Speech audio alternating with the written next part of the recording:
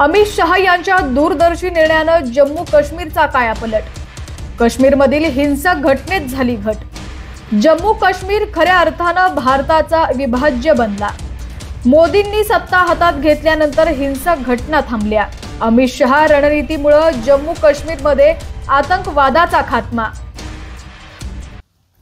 कारगिल विजय दिवस ही भारताच्या इतिहासातील सुवर्णाक्षरांनी लिहिण्यासारखी घटना आहे। आजपासून 25 वर्षांपूर्वी पाकिस्तानी घुसखोरांनी भारतीय सीमा ओलांडून भारताच्या हद्दीत प्रवेश करत अनेक ठिकाणांवरती कब्जा केला। ही बाब भारताच्या लक्षात आली त्यानंतर 26 जुलै या दिवशी भारतीय जवानांनी पाकिस्तानी सैन्याला धूळ चारून कारगिलाच्या पर्वतरंगावरती पुन्हा आपला तिरंगा फडकवला। यामुळे दरवर्षी 26 जुलै हा दिवस आपण कारगिल युद्ध दिवस म्हणून साजरा करतो। हा दिवस देशासाठी लढणाऱ्या आणि संरक्षणासाठी बलिदान दिलेल्या शूरवीर जवानांची आठवण करून देतो। हा दिवस जवानांसह संपूर्ण भारतीयांसाठी अभिमानाचा दिवस आहे। आम्हाला आमच्या जवानांचा गर्व आहे। जवानांनी जीवाची पर्वा न करता देशाचा भाग असलेल्या जम्मू काश्मीरचं रक्षण केलं। यामुळे भारताच्या विद्यमान सरकारने जम्मू काश्मीर विषयी अनेक क्रांतिकारी निर्णय घेतलेत, ज्यामुळे धगधगत्या जम्मू काश्मीरमध्ये शांती प्रस्थापित होईल। पंतप्रधान नरेंद्र मोदी यांच्या नेतृत्वात देशाचे यशस्वी गृहमंत्री अमित शहा यांनी काश्मीरमध्ये अनेक विकास कामांसह रोजगाराच्या संधी निर्माण केल्या, ज्याचे सर्व धर्मातील लोकांना फायदा होतोय। काश्मीर एक वेळ घुसखोरांचा अड्डा मानला जात होता, आता त्याच काश्मीरमध्ये शांती, सुरक्षा आणि विकासाच्या नव्या युगात प्रवेश केलाय। अमित शहा यांच्या दूरदर्शी निर्णयामुळे या भागातील आतंकवाद, दहशतवाद यांचं कंबरडं मोडलंय। काश्मीर घाटीत होणाऱ्या हिंसक घटनांमध्ये पहिल्याच तुलनेत तब्बल 68% घट झालीय। इतकंच काय तर अशा घटनांमध्ये जीव जाणाऱ्या लोकांच्या संख्येत 81% घट पाहायला मिळाली।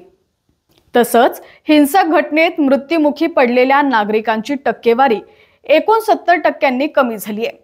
2 ध्वज, 2 नेते आणि 2 संविधानाच्या युगाचा अंत झालाय।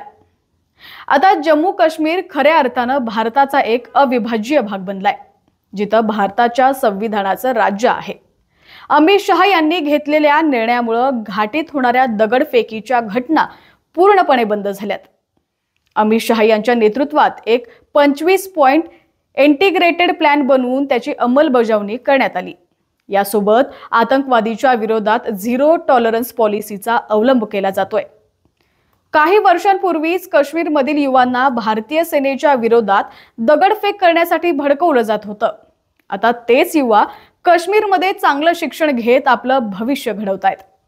देशातील युवा साक्षर झाल्यावरच ते काश्मीरला विकासाच्या मार्गावर घेऊन जातील, हे धोरण लक्षात ठेवून अमित शहा यांच्या नेतृत्वात काश्मीर घाटीत नवीन medical college, degree college, nursing college सुरू करण्यात आलेत। यासोबत पहिल्यापासून असलेल्या कॉलेजची सीट संख्या वाढवण्यात आली आहे। दुसरीकडे रोजगारासाठी अनेक योजना इथे सुरू करण्यात आल्या, ज्यामुळे रोजगाराच्या संधी वाढतील। मोदी सरकारमध्ये अमित शहांच्या गृह मंत्रालयानं काश्मीरची प्राचीन परंपरा आणि सभ्यतेला जागृत करण्याचं काम केलं, ज्यात प्राचीन मंदिरं आणि धार्मिक क्षेत्रांचं नूतनीकरण करण्यात आलं। यात काही दिवसांपूर्वीच कुपवाडमध्ये मां शारदा देवीचं नवीन भव्य मंदिर बनवण्यात आलं। हिंसक घटनांमुळे मागील काही दशकात अमरनाथच्या यात्रेला भाविकांनी पाठ फिरवली होती, पण अमित शहा यांनी घेतलेल्या निर्णयामुळे भाविकांनी दिलेल्या कडक सुरक्षेसह मुबलक सुविधांमुळे भाविकांची संख्या लक्षणीय होतीये। माता कीर भवानीच्या मंदिरासह 123 ऐतिहासिक जागांमध्ये, ज्यात अनेक मंदिरं, सुफी दर्ग्याचाही समावेश आहे, अशा सर्वांचं नूतनीकरण करण्यात आलंय। काश्मीरच्या संस्कृतीमध्ये मानाचा मानला जाणारा वित्त सत्ता महोत्सवाचं अनेक वर्षांनंतर आयोजन करण्यात आलं। येथील परंपरा, कपडे जे हँडलूमच्या मदतीनं बनवले जात होते, त्याला चालना देण्यात आली। तसंच येथील हँडक्राफ्टचं देखील पुनर्जीवित करण्याचं काम देखील मोदी सरकार करत आहे। ऑक्टोबर 2022 मध्ये जम्मू काश्मीरमध्ये पंचायत राज ऍक्ट लागू झाला, ज्यात मुख्य हेतू या भागात लोकशाहीचं मूळ बळकट करणं हा होता। आतापर्यंत काश्मीरची सत्ता काही मोजके नेते तसंच काही मोजके मुफ्ती यांच्याकडेच होती। आता ती सामान्य माणसाच्या हातात पोहोचली आहे, ज्याचे परिणाम ब्लॉक काउन्सिलिंगच्या निवडणुकीत झाल्याचं पाहायला मिळालं। या निवडणुकीत 98.3% मतदान झालं। विशेष बाब म्हणजे यावेळी कोणतीही हिंसक घटना घडली नाही। भारताच्या संविधानात एका सामान्य नागरिकाला जो अधिकार दिला गेलेला आहे, आता तोच अधिकार जम्मू काश्मीरच्या एका सामान्य नागरिकाला देखील मिळू लागलाय। यासोबत गरिबांसाठीचा EWS जम्मू काश्मीरमध्ये लागू करण्यात आलाय। गृहमंत्री अमित शहा यांच्या कठोर आणि प्रभावी निर्णयाचे परिणाम आता आपल्याला दिसू लागलेले आहेत। आज जम्मू काश्मीरचा विकास झपाट्याने होतोय। आतंकवादीमुळे जिथं राज्याच्या विकासाला खळी बसत होती, तिथं मोदी सरकारनं 5 ऑगस्ट 2019 रोजी कलम 370 हटवल्यानंतर येथील परिस्थिती पूर्णपणे बदलली, ज्याचा परिणाम असा झाला की राज्याची सुरक्षा चांगली झाली आणि इथं पर्यटनामध्ये देखील वाढ होतीये। 2008 साली जम्मू काश्मीरला 76,000 पर्यटकांनी भेट दिली होती। आता तो आकडा 2023 मध्ये 2 करोड पार झालाय।